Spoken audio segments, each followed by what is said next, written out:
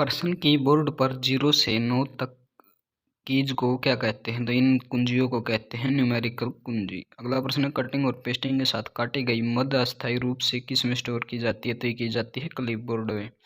अगला प्रश्न है, अधिकतम लोकप्रिय इंटरनेट गतिविधि कौन सी है? तो यह है ईमेल। अगला प्रश्न है, फोरम्स के संबंध में कौन सा कथन है सत्य है कि फोरम्स की सहायता से स्टोर हुए डाटा को सरल फॉर्मेट में दिखाता है।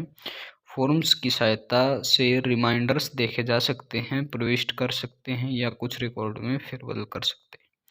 अगला प्रश्न है, कंप्यूटर का मस्तिष्क कहलाता है? तो ये कहलाता है सीपीयू। अगला प्रश्न है, वह भाषा जिससे कंप्यूटर बिना लैंग्वेज ट्रांसलेटर प्रोग्राम के समझता है क्या है? तो वह है मशीन भाषा। अगला प्रश्न है, पूरे डॉक्यूमेंट को सिलेक्ट करने के लिए किसका प्रयोग किया जाता है? तो ये किया जाता है, निर्धारित नहीं किया जा सकता। पर्सन जब प्रोसेसर प्रोग्रामों और डाटा को यूज कर रहा होता है तब उन्हें कहाँ रखा जाता है? तो उन्हें रखा जाता है मेन मेमोरी में। अगला प्रश्न है, एक्सेल का बिल्ट इन फंक्शन है? तो ये है सम, एवरेज और मैक्स। अगला प्रश्न है, टर्मिनल जो किसी इंफॉर्मेशन को प्रोसेस नहीं करता है उसे क्या कहते हैं? तो उसे कहते हैं डब टर्मिनल। अगला प्रश्न है, सेंट्रल प्रोसेसिंग यूनिट का मुख्य घटक है? तो यह है control unit, arithmetic logic unit और प्राइमरी मेमोरी। अगला प्रश्न, डॉक्यूमेंट में पिक्चर या टेक्स्ट जोड़ने या डालने के लिए किसका प्रयोग किया जाता है? तो ये किया जाता है इंसर्ट का प्रयोग। अगला प्रश्न, दो नेटवर्कों को आपस में जोड़ने वाला कंप्यूटर है? तो यह होता है गेटवे। अगला प्रश्न, खालिस्तान सेल्स के कॉलम, पंक्तियां या रेगुलेटर ग्रुप में दो या अधिक एडजस्ट सेल्स की एक श्रृंखला होती है? तो ये होती है रेंज। अगला प्रश्न, कंप्यूटर स्क्रीन पर ब्लिंक करने वाले प्रतीक को क्या कहते हैं? तो इसे कहते हैं कर्सर। प्रश्न, इंटरनेट ऑपरेटिंग सिस्टम निम्नलिखित में से कौन सा है? तो यह है विंडोज एनटी।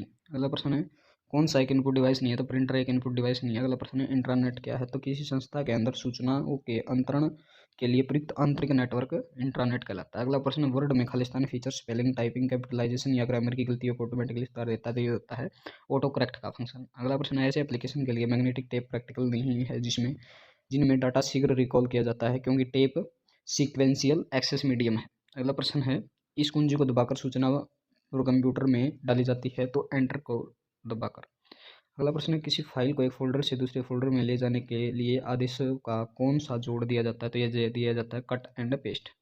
अगला प्रश्न है, एक यूटिलिटी सॉफ्टवेयर प्रोग्राम जो मेमोरी के अनावश्यक फ्रेगमेंट्स को पहचानता है और डिस्क स्पेस को पुनर्व्यवस्थित करता है ताकि ऑपरेशन इष्टतम ढंग से हो, क्या कहलाता है? तो ये कहलाता है डिस्क डिफ्रैगमेंट। पर्सनल पीसी का पूरा नाम है? तो यह है पर्सनल कंप्यूटर। अगला प्रश्न है, स्प्रेडशीट में डाटा कैसे ऑर्गेनाइज होता है? तो ये होता है रोस एंड कॉलम से। अगला प्रश्न है, ब्लूटूथ प्रौद्योगिकी संभव बनाती है उपकरणों के बीच वायरलेस संचार को? अगला प्रश्न है, अन्य लोगों को वर्कशीट को प्रोटेक्टेड से अनप्रोटेक्टेड में परिवर्तन करने से रोकने के लिए आपको क्या क्रिएट करना चाहिए? तो ये होता है पासवर्ड। अगला प्रश्न है, कंपाइलर क्या है? तो कंपाइलर एक ऐसा प्रोग्राम है जो उच्च स्तरीय भाषा में लिखित प्रोग्राम को मशीनरी भाषा में परिवर्तित करता है। अगला प्रश्न है, ब्लिंकिंग पॉइंट जो टेक्स्ट में आपकी पोजीशन दर्शाता है उसे क्या कहते हैं? तो उसे कहते हैं कर्सर। अगला प्रश्न, कंप्यूटर के कार्य करने का सिद्धांत है? तो पहले आउटपुट, फिर प्रोसेस, उसके बाद आउटपुट होती है। अगला प्रश्न, कंप्यूटर के संदर्भ में सॉफ्टवेयर का अर्थ है? तो यह है कंप्यूटर प्रोग्राम्स।